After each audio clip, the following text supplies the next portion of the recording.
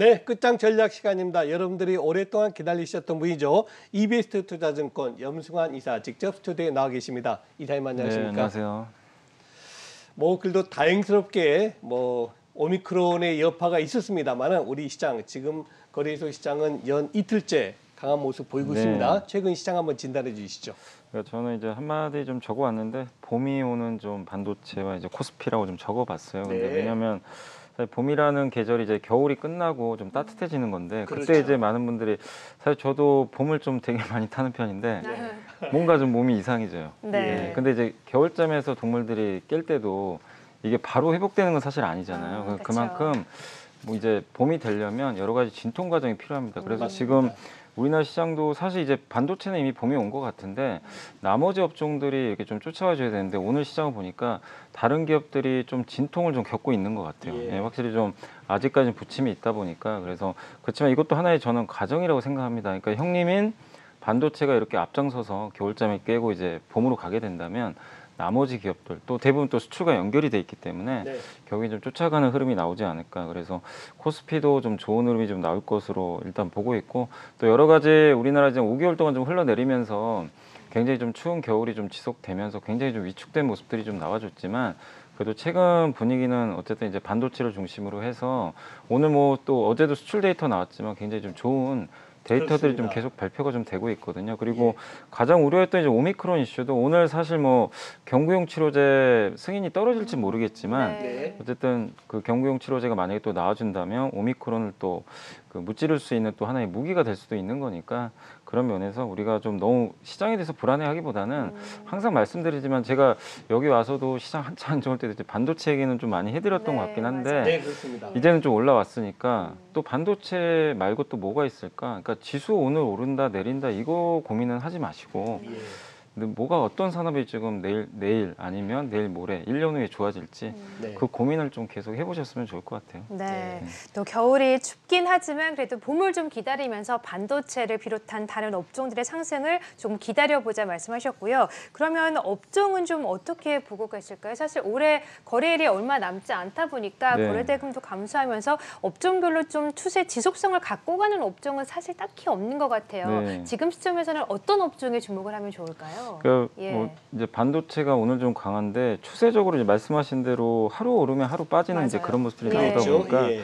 좀 답답한데 그래도 이제 너무 짧게 보실 필요는 없는 것 같고 좀 긴 호흡으로 보신다면 역시 오늘 좀 움직이는 업종 중에서 여행 업종이 좀 눈에 띄긴 하는 것 같아요. 네. 그래서 바로 이제 오미크론 리스크가 좀 완화된다라는 그런 얘기들이 좀 나오다 보니까 바로 오늘 뭐 하나투어나 이런 기업들이 올라가는데 언젠가는 우리가 해외여행을 좀 가게 되겠죠. 근데 이제 저는 항공주보다는 여행주를 좀 선호하는 이유 중에 하나가 네.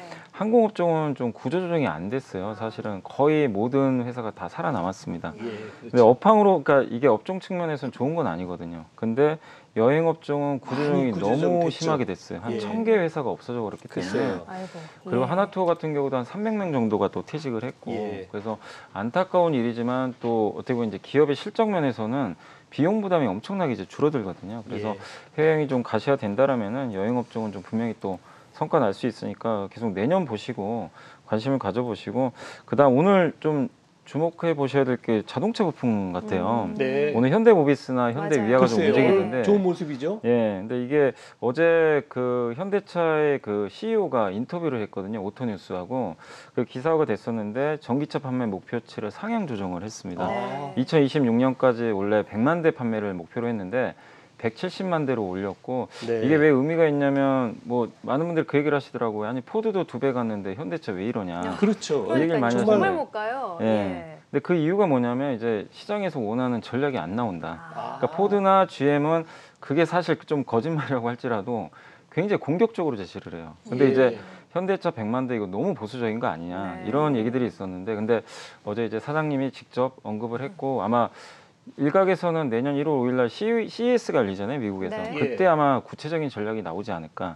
이렇게 예상을 하고 있습니다. 그리고 내년도나 내년이 될지 모르겠는데 일단 8.8조 원 현대차가 이제 미국의 그 전기차를 비롯한 다양한 이제 그 공장을 좀 증설하는 그런 계획들도 어제 인터뷰에서 나왔더라고요. 그래서 이걸 봤을 때 드디어 현대차가 좀 다시 한번 본격적인 좀 시동을 건 게 아닌가.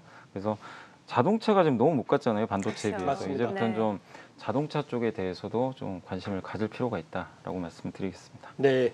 자, 여행주와 자동차에 관심을 가져야 된다는 말씀까지 들어봤습니다. 자, 이제 이번 주 시장에 이슈가 될 만한 것도 확인해 봐야죠. 내일 키포인트는 뭘로 보십니까?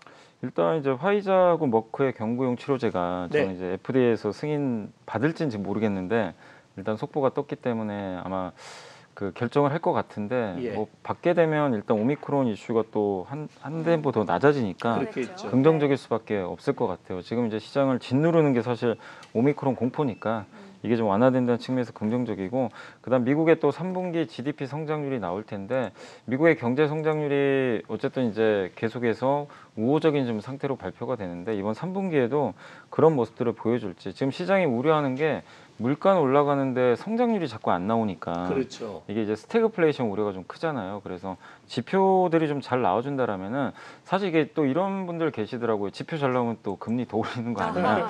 근데 그건 너무 그렇죠. 그렇게 생각하지 마시고 네.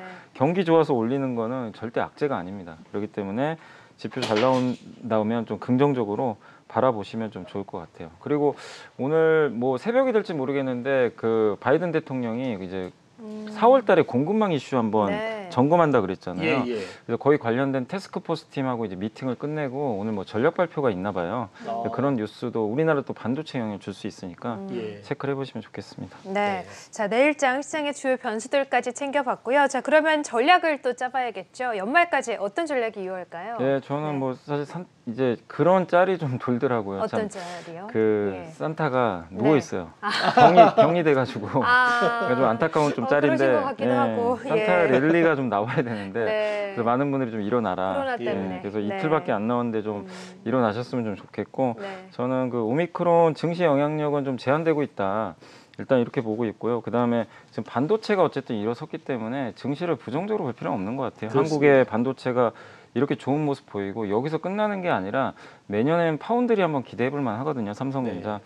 그런 그림을 본다면 증시는 계속해서 좀 안정적인 흐름 나올 것 같고요. 아까 말씀드린 대로 여기서 이제 뒤를 받쳐주는 업종이 나와줘야 돼요. 그래야 산타 랠리가 나오는데 그렇죠. 저는 좀 자동차가 그 역할을 좀 해줬으면 좋겠고, 네. 그게 된다라면 연말까지 장세는 좀 긍정적일 것 같고, 또 다음 주에는 코스닥에 이제 뭐 중소형주 같은 경우 또 대주주 양도차 익과세 물량이 좀 끝나죠, 나올 이제. 거예요. 예, 근데 예. 이제 그게 다음 주에 이제 끝나니까 네. 그럼 코스닥은 연초까지는 또 보통 굉장히 뜨겁거든요. 맞아요. 그래서 그렇죠. 중소형주들도 한번 관심을 가져보시고, 그래서 오늘 같이 좀 이렇게 아침에 뜰 때 사지 마시고 이틀 전에 한번 증시가 한번 확 빠진 적 맞습니다. 있잖아요. 예. 그런 게 또 나오면 비중을 늘리시고, 업종으로는 반도체 소부장, 자동차 부품, 친환경, 또 스마트 팩토리 같이 이제 내년도에도 좋아질 산업 관심을 가져보시면 좋겠습니다. 네, 그렇군요. 자, 이제 많은 시청자분들이 기다리는 시간이 왔습니다. 염승환 이사님이 관심 갖고 있는 종목, 과연 어떤 종목인가요? 네, 저는 이제 LS 일렉트릭이란 기업인데 이게 주가 참 많이 빠졌더라고요. 사실 예. 올해 주목받던 기업인데